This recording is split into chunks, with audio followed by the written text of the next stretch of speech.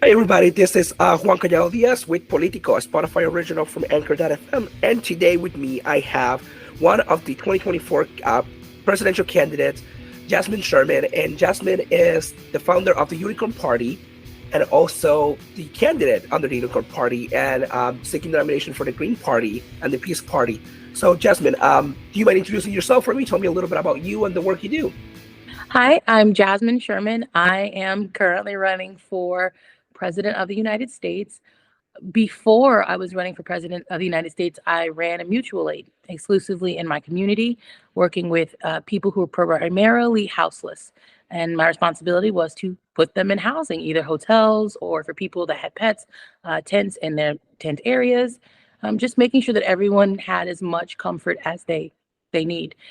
Currently, that mutual aid still pays like utility bills, rents, and things like that. It's just I'm not as active with that because I'm running for president. That is amazing. I work with a couple groups here, and I live in Cleveland, Ohio, so I work with many groups for mutual aid. But that is impressive. So it is a grassroots candidate, like exactly what America needs. So, as I mentioned earlier, you are the founder of the Unicorn Party. Can you share a little bit more about the Unicorn Party? What is it, and why did it come together? So the Unicorn Party it's a united leftist party, I guess, but it's for anybody that wants change. You don't have to be anything. You could just be a human that actually wants to make sure everyone's basic needs are covered. The reason that the Unicorn Party was started is to make sure that I am on all 50 states ballots in the United States. Um, we've calculated that it costs $300,000 to run for president and pay for the filings. So what we did was I was already a member of the Green Party. So it was natural to try to seek that nomination as well, because if I could take money out of politics and run with places that already had ballot access lines, it would be much cheaper. So I thought I could do that as well, because you are not, for people who don't know, you're not your political party. That's not your identity. It is simply the vehicle for a person whose values align with yours to get elected. That is all it is. It shouldn't be tattoos that we wear on our bodies like we do. And so once we realized the Unicorn Party had a certain amount of states that we could get by ourselves, the Green Party had a certain amount of states, we then approached the Peace and Freedom Party for their certain amount of states. And we are trying to work with a new Libertarian Party in their area and the People's Party of Texas as well to ensure that we are there. And we're also working with, we're trying to work with and win the nomination of the Alaska Green Party, which is separate from the states, like not stateside, but the land connecting Green Party. All right, that is impressive. I didn't even know that part about the Green Party. So I'm learning something new today. It's also why So, I'm not on the ballot in Georgia, because their Green Party isn't a part of the Green Party. So we're still working on that as well. oh, so Yeah. so you're working to make it into all 50 states. Let me Yeah. ask you, you could be That, running for anything, but you decided to run for president specific. That is one of the hardest positions to get in the country. Regularly, it is dominated by the two main political parties, Democrats and Republicans, and regularly it's also primarily dominated by white men who are capitalists, rich, old. And I mean, if you're younger than 60 years, you probably will make it to the presidency. Why are you running for president? And what is your like encouragement? Why like the presidency? okay, so first I want to give you a couple of examples, right? Look at the elected officials in Tennessee, right? They said something that was truthful and for their community, and then they were silenced. They were silenced, they were removed from office. Look at Rashida Tlaib, right? She's elected, she's on the national stage, and the minute they didn't like what she said, they kicked her out, right? So Joe Biden, Donald Trump, both are complicit in genocide, and no one is kicking them out. No one is upset with them, right? We need actual change in this country. And so this year, most people don't realize it yet, is a Black Swan event.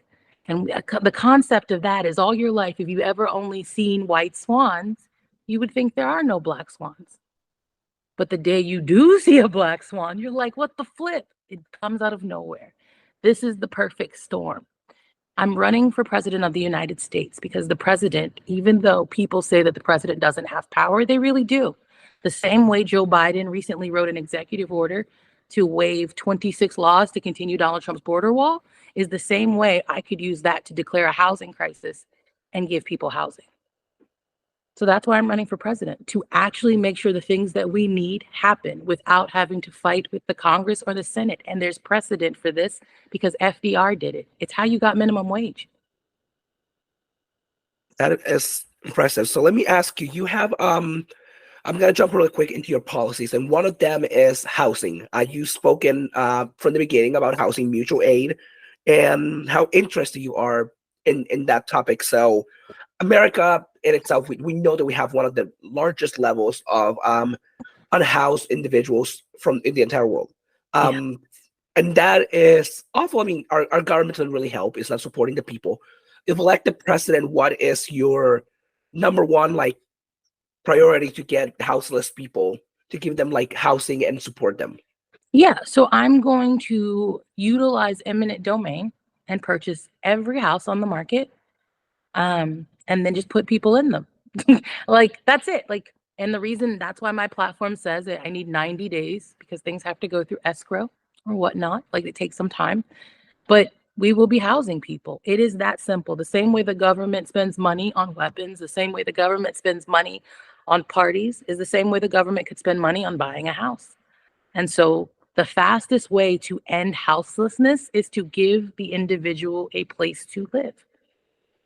And it's really that simple. We have a housing crisis. And so by doing it this way, it allows me to give the indigenous people, the people whose land this originally was when it was called Turtle Island, give them their land back. If we're working on a land back policy right now with my VP, Tanda Blue Bear, to explain it to people like we have so many other policies on our website. But we're working to make sure that everyone is housed and we can correct some of the original sins that started us off on such a bad foot and give us so many issues in our country today. And so what this does is for the average American, it gives them the elimination of property taxes, right? You no longer have to pay property taxes. If you've purchased your home, what happens is you remain in that home. You don't have to move, but you get the money that you paid for your home back and it's yours. When you are ready to relocate, you will log into an app similar to Airbnb. It's a first come first situation. And I'll explain what happens with the mansions and things like that too. But those people will get their money back. But when they're ready to move, they will use an Airbnb type app. The house that they're currently in or the apartment unit they're currently in comes off the market and gets cleaned up, refurbished, if there's certain wiring that's out of date, that gets flipped, it's the whole house flip, right? That doesn't take long, 60 days at most. And then it goes back on the market for the next people that want to relocate to that area or that unit. For the person who left, right, they go on to their next place that was just flipped. It's really that simple. We already know that timing works. It doesn't take that long. We already know how efficient it is to flip a home. We have TV shows that demonstrate the process all the time.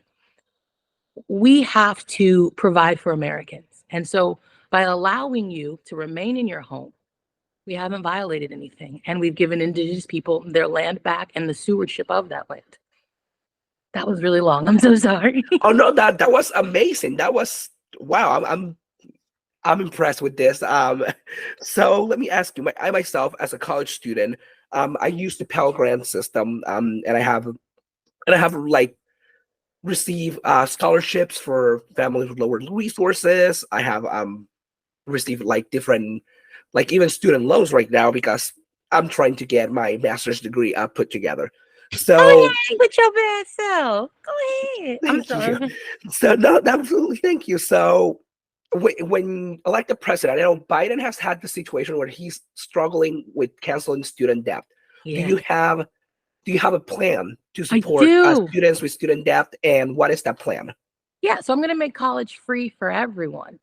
And that doesn't just mean directly out of high school. Someone who is 50 or 45 could go back to college. Someone who is in private school won't have that fee anymore. You see, we're making it for everyone. So that takes care of it being unconstitutional because we're not just giving it to one small group. And then Just the same way Biden was able to pause during COVID, the collection of funds, I'm just going to pause it and never collect. We don't have to, and I want to be clear, college used to be virtually something you could work a summer job and then go to for the year. However, because of racism, once things had integrated, a certain demographic decided to make it more expensive. I'm not going to say any names, we know who they are, but that's the only reason you're paying for college. And we are the richest nation in the world. And instead of us paying Amazon every tax season or GE, we should just pay ourselves. Instead of us sending money abroad so their children can go to schools for free and have free housing, we could do that right here. That's my plan. And I'm going to write an executive order for that. And the best part about that is there are going to be so many executive orders for change that we are going to overwhelm the court system. And the best part about this is because people think I am an underdog, because this is so unlikely for most people, they won't see it coming when we're successful. That is awesome. So let me ask you. I don't know if you know. I interview Libertarian candidate Chase Oliver, and I asked him this question too, and it is should we teach LGBTQ plus ideology in our school systems? So I don't think it's an ideology. I think that we should educate students on who people are. The same way you acknowledge that I'm a Black person and that we have Chinese people and Japanese people, we have heterosexual people, and we have homosexual people. This isn't something that has to be weird. People exist, and because we are humans that have to interact with each other, education is something I'm always going to advocate for. So ideology, I don't know what that looks like, but who humans are, I definitely think we should teach that. That is amazing. That definitely what I also think. I think it should not be an ideology. It should just be taught because it's a human right. But sadly, our system doesn't see it that way, and that's why we need someone like you to take over office and be able to share this stuff. So, one of your platform issues is on reparations, and reparations specifically to the communities that have been, you know, have been marginalized, like Black communities and indigenous communities. So when that happened, we haven't seen a president even try to do that. What is your plan to make that happen? Yeah, so if you bought a stolen car or stolen anything, you would have to return it. Your grandma, your grandpa, they bought stolen land. We have to return it. And it's not like we don't have the technology to know who it belonged to. The plan to do this is, again, through executive order. We already have a precedent of returning indigenous lands. I'm just doing it in one fell swoop. It's nothing that the Sherman Blueberry administration is going to do doesn't have precedent, even for my age cap, even for my term limits. All we are going to do is reset so we can get to a place where we can get together and have new Congress people and new senators, because people often ask me, how am I going to work with the senators and the Congress people? But again, we're going to write an executive order, and there's precedent for an age cap set by senators when they did it to judges. So we have these things already in our government. All I'm doing is making it apply to every branch of government, including the Supreme Court. They need term limits as well. And you just mentioned the term limit part. So let me ask you, do you think there should be an age limit for Congress, the Senate? As we know, we have people like Mitch McConnell who are in Congress and the Senate are currently having strokes while doing their work. There was people like Senator Feinstein who died in Congress at the age of 99. So do you think we need age limits and term limits for these people that are right now in office? Yeah, I'm going to write an executive order using for the term limits policy. It's the one that Ted Cruz and Alexandria Ocasio-Cortez wrote themselves. Even though Ted is running, he doesn't believe in his own work. But yes, that's the one we're going to use. And then we're going to use the age of 65. I think that at 65, you have served your country well. And I think 65 for all types of industries, but especially this one. We currently do have a physician who is 100 years old, alive, and still working today. And I think that that's wonderful. but I don't know if I would let him perform surgery on me. And I'm not being ugly, but I don't know how comfortable I would be with that. I am currently witnessing the decline of our environment. I am currently witnessing abuses of technology and suppression. I mean, these people are very out of touch, so out of touch. They're trying to ban TikTok. We had an elected official get on that stage and say, when I open TikTok, does it connect to my Wi-Fi? We have the wrong people leading us into the future. And it's not to be disrespectful, but we owe it to ourselves to have a government that actually represents all of the people. And most of us are not uptight, wearing suits every day, pretending to be perfect. We're humans. We have different loves. We have different ways we want to be together, and that some people in office don't seem to understand. And I say that for people who are polyamorous. There's no reason you guys shouldn't get to be, we all shouldn't get to love who we love. We are at an age where we have more technology than ever before. So we don't need to make sure that we are always pumping out babies and humans. We can let our elderly relax and enjoy the things that they worked for. I think 65 is a good time to rest your body. Absolutely. I agree with that. Seeing the same politicians since I was born still in office and still the ones making decisions, it's upsetting. It really takes a lot of people, and you don't really see change. I mean, there's no change happening because the same people that were in the Senate 30 years ago are the same people that are still in the Senate 30 But you years now. can't, the thing I would pose to you is they don't owe you change, right? You're not making them change. You're not doing anything to punish bad behavior. You're not redirecting them. You're not giving them timeouts. Even right now, when we see all the marches to free Palestine, and we now need to also make sure we are marching to free Palestine, the Sudan, Tigray, the Congo. We have a lot of proxy wars that we are spending tax dollars on. And so what I mean to say is, they're not listening to you. They are laughing in our faces. They are ignoring the wishes of the people. And if your wishes as the people who pay their salaries, who they claim to be represented, are being ignored, then it's time to change people. It's time for you to get what you want. And I would posit that you guys who are doubtful, we have flight. At one time, we had nothing here. Everything that's on paper, every law, every ideology, it's all made up.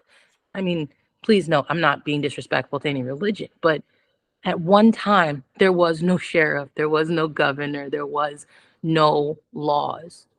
And we know that because of what certain groups did to the indigenous community. So we can reset the same way they sat down to write the Constitution, the same way they sat down to write the Bill of Rights, is the same way we can say, okay, long enough time has passed, and Thomas Jefferson wanted us to have a new Constitution every 20 years to do that. We owe it to ourselves, and we need to do it if we want a good future. That was a long-winded answer. I'm gonna try to get these more concise.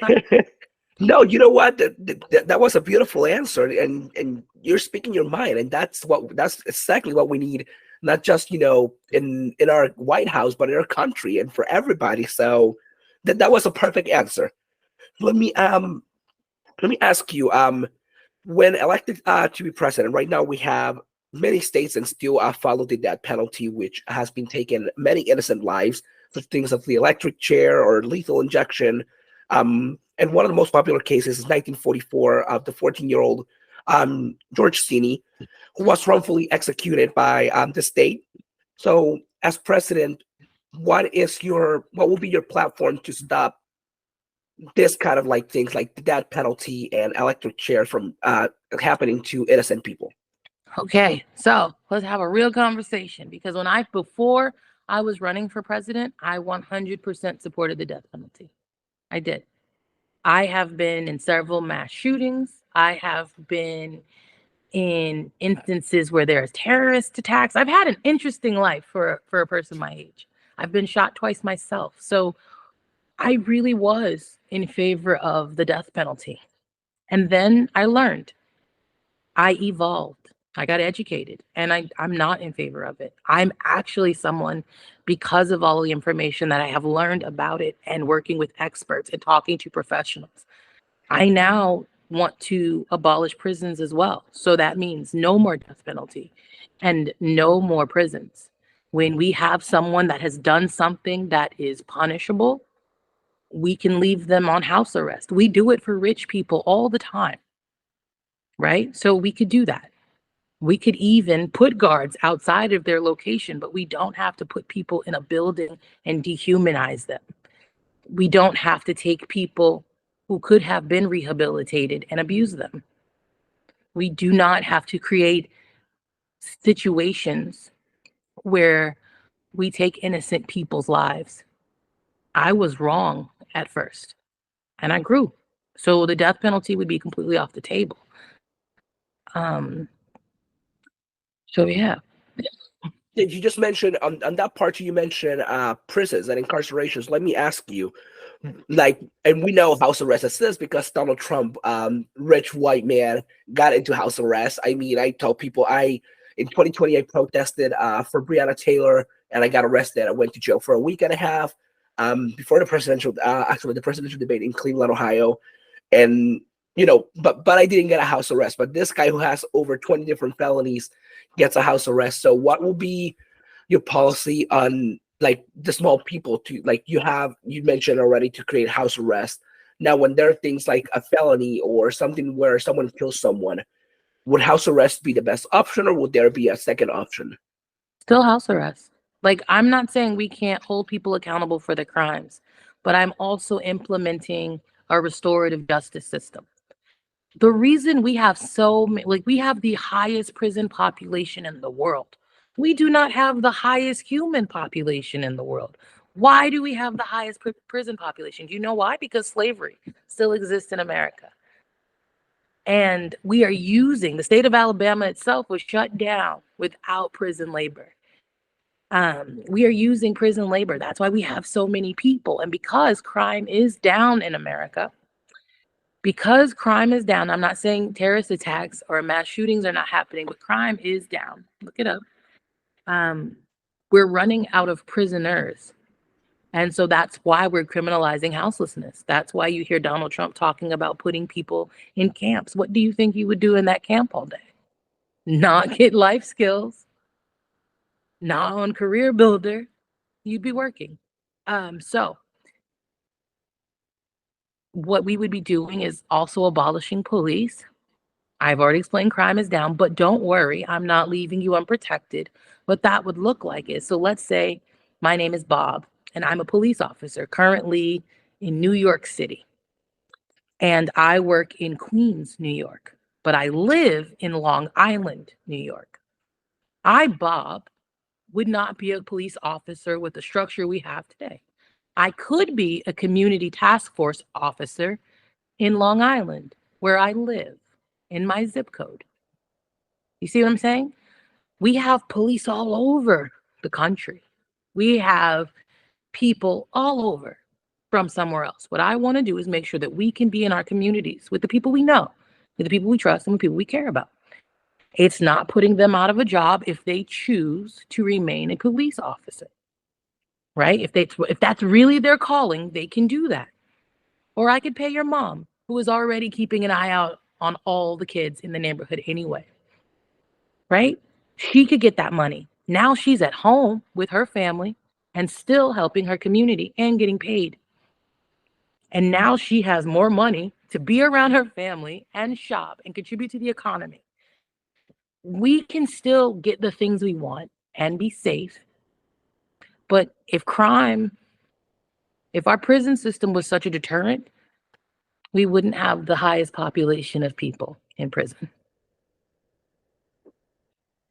That is the best plan I have heard in my entire life from any candidate ever for abolishing the police. So I'm just gonna tell you right now that is amazing. Because I get that things happen though. I do, because like the original police were slave catchers, right?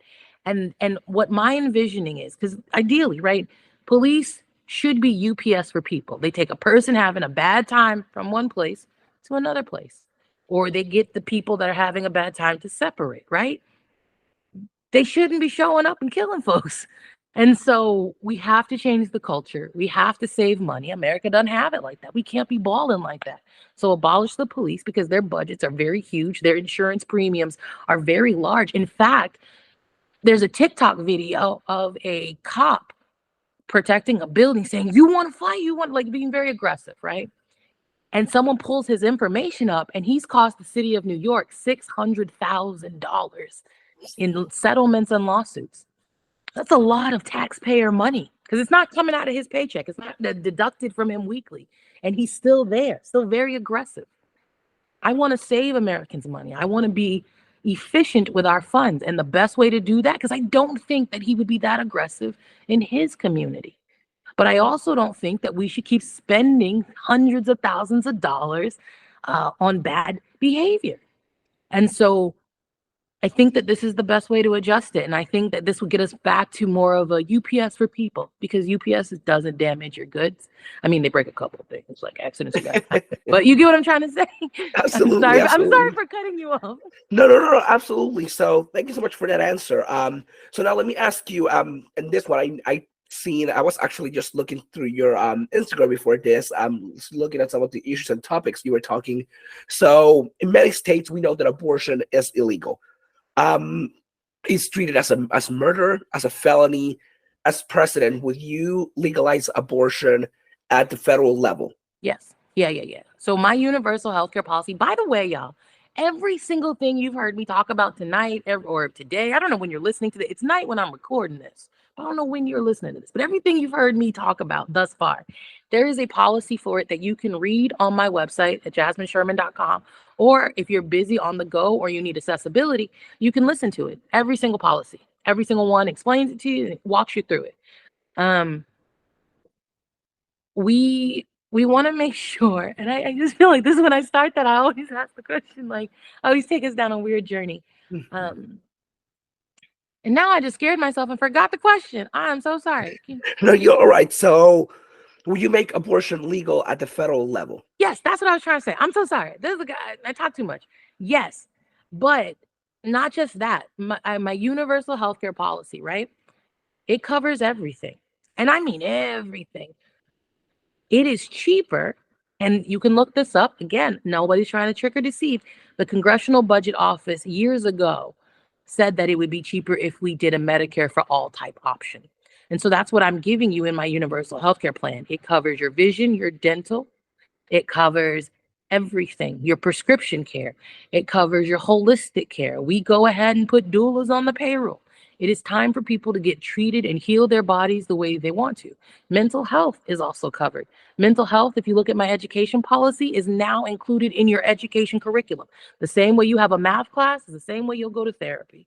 And it's going to be great. There's multiple types of therapy. Not everyone has to do talk therapy, but you'll have options to make sure that we destigmatize mental health, because not just you will be going, all your classmates will be going, all your teachers and support staff, janitors, nurses, everyone will be going.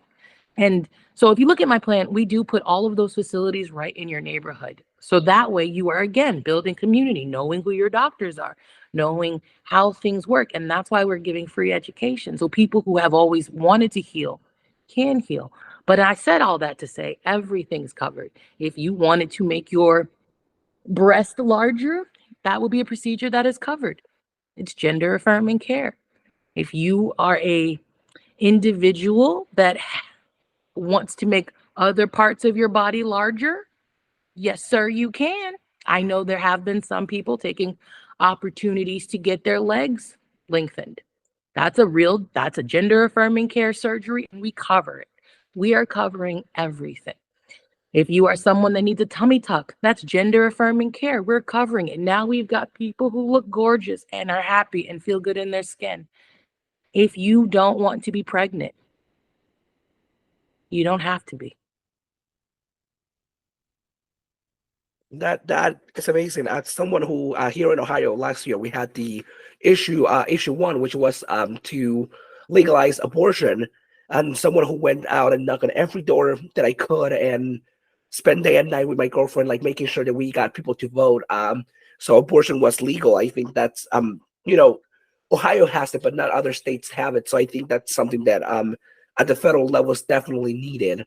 And so with that, actually, let me ask you, like last year, this also happened in Ohio where we legalized cannabis. But cannabis still illegal in many other states. Ohio was number 24. That's leaving half of America still with like illegal cannabis use. So, and according to the ACLU, marijuana arrests account for half of the drug arrests in the United States. Um, when you get elected, are you planning to make cannabis and other drugs legal at the federal level? What's your plan for that? How would that look in like the going on as your 4 years? Okay, so listen, remember how I am bad at these interviews, guys, so I forget things. So I should have reminded you guys that the way that I pay for reparations for Black people who are descendants of slavery is through cannabis, which is covered under your universal healthcare policy. And because cannabis is actually medicine, so that's why it's covered under universal healthcare, you won't pay for it. And remember when I told you that the state of Alabama only runs because they have prison labor? What if we provided them with the tools to do vertical farming and they produced hemp for us in the state of Alabama? That generates their income, that puts people back to work, and it makes the oxygen in Alabama a little bit cleaner. We have real plans. And so with this, the reason we have to do these things, they're all connected. So cannabis is covered under your healthcare. Use it all you want. It's paying reparations to African Americans, starting at $4,000 a month. Day 60, I think. I think I got that in my plan. So you could read all these again on jasminesherman.com. But to answer your other question, your real question, but I do apologize for getting all that other stuff, is that I'm decriminalizing all drugs. And that's part of the reason I'm putting medical facilities in every zip code, including dental offices, optometrists. I'm also putting safe use centers because people who want to get clean can't do that if we stigmatize their path. We have to acknowledge that substance abuse is a disease. The same way a bar is a safe use center is the same way we're going to put safe use centers for people who have drug addiction. You actually answered my next question, which was about injecting rooms. So that was, let me ask you now on foreign policy. So because you answered my question, that was amazing. Thank you. So right now we're seeing like the war in the Middle East, the war with Russia and Ukraine, and we're seeing how American dollars are going to this wars, but they're funding, sometimes they're funding the wrong side, sometimes they're funding the right side. And as I said to many people, this is not a left versus right, this is a right versus wrong issue. And we're seeing right now that the United States is funding Israel and giving them so much money to kill mothers, children, fathers, families, grandparents in Palestine, the Gaza Strip. So if elected president, what would be your first like call for this like sending money to Israel and stuff like that? I always hear about the debt. Like every time we want to do something, we can't have housing, we can't have healthcare because of the damn debt. So what I'm going to do is I'm not going to keep sending American money overseas. If a country needs doctors, we got them. Medicine, gotcha. If you need food, we'll help you out. Clothes, boom. America is no longer sending money for weapons. We are no longer sending weapons. We are no longer in the weapons business in a Sherman administration. We will be bringing all of our soldiers abroad home. We will be closing all 800 bases in a Sherman administration. So listen, if you are someone listening to this and you think bases need to be open, don't vote for me. I'm not here to compromise my integrity or my policies. We have to make America safe. And the way we make America safe is stop pissing people off. So what I'm going to do is I'm going to give Hawaii their land back with reparations. Once we work that out, I am going to, and I mean, like, I'm trying to meet with people who are Hawaiian right now to write a Hawaiian land back policy. So if you're interested, please email me at officialaccount@fatsocialist.com and subject Hawaiian so we can do this. The next thing is we're giving Puerto Rico their land back. Puerto Rico pays taxes and can't vote. If you are someone who is Puerto Rican and you want to participate in the Puerto Rican land pact policy and the reparations, please email me at officialaccount@fatsocialist.com. Subject Puerto Rican. And I'm not trying to be ugly. I'm trying to make sure I know what the heck these emails about. Get a lot of them. So I'm just trying to keep it a buck. But no, we are going to close Gitmo. Give Guam their shit back. I mean, same thing. We have to make amends. We can't keep pretending that we want to be the police of the world. We can't afford it because remember, I told you about that debt. They always talk about the debt, the deficit. Yeah, those things. We currently don't have a budget passed right now. So I'm going to help us. I'm going to save money. And I'm going to start by being a good neighbor and letting other countries take the lead for a little bit. We can't afford it. That is awesome. I'm Puerto Rican, and I agree completely 100% with your with giving the land back. America has used Puerto Rican land for so long for experiments, for nuclear like deposits, which is putting like a lot of the rivers in the island are not even like swimmable. The waters are not usable in that area for that reason. So part of the package, right? The part of the packages, even with the indigenous package, is cleanup. I'm bringing our soldiers back home. They still got work to do. It just won't be in killing. It won't be in spreading misfortune. It won't be in random ass infiltration and disruption. I got to watch my mouth. What I mean to say is we have to start keeping America safe. And the way we keep America safe is stop upsetting our neighbors. Be good citizens of the world. We're going to try that. Hawaii needs to be cleaned up. We have done so much damage. So soldiers will be working on that. Puerto Rico, we got to get your power grid fixed. Texas, you people who in Texas, I'm gonna let you know right now, y'all really don't care for my type of living. So I imagine Texas would try to secede. This is just what I'm thinking. Anyone who's in Texas, if that happens, you can evacuate to the state of America. But those who stay in Texas, remember, Mexico may want their shit back. I'm just saying, think about it. So yeah, I want to make sure that we return, but we restore. We owe everybody that. Absolutely. So I don't have any other questions. So first, I want to thank you for joining me today, but I also wanted to give you the floor if you wanted to like share anything, if you had anything else you want to like put out there. Yeah. So there are some people who have been commenting about why I have a firearms policy. And there's a large contingent that wants me to talk about it on TikTok, but I refuse because TikTok is the kind of place where you get banned. I've lost several accounts and I got a big thing coming up right now. So I really need to make sure I don't upset TikTok. And so I do want to discuss my firearms policy really quick, just to explain it to people. Because on every line it says, we will be potentially letting children learn firearm safety. We already know that small children, toddlers, have pulled the trigger and harmed people, other humans, not because they intended to, but because it was there. And, so we want to give children as early as possible firearm safety education. So if they see it, they won't touch it. And this could save lives. Now, people who are reading my policy see that it says pre-K, airsoft, target practice. Children already play with guns. We have toy guns all over this country. We lost Tamir Rice because of a toy gun. We also lost it because of a bad cop, which I guess he wouldn't have done that if he was in his neighborhood and knew the child, but I digress. Children are already playing with these. We have Nerf guns. And we already have children who are killing people. As we currently use sex education to prepare younger people for the potential risk. And because of that, we have less sex, underage people having sex and having children. We know sex education works. It's the same way firearm safety will work. The goal is to protect more people. And for the people who are like, well, why does it say you're going to give out firearms like driver's license? Because you will have to have insurance. Because you will have to test to prove that you can utilize that firearm. You will have to be healthy. Mental health to have one. You will not be able to just blindly inherit it like you do now.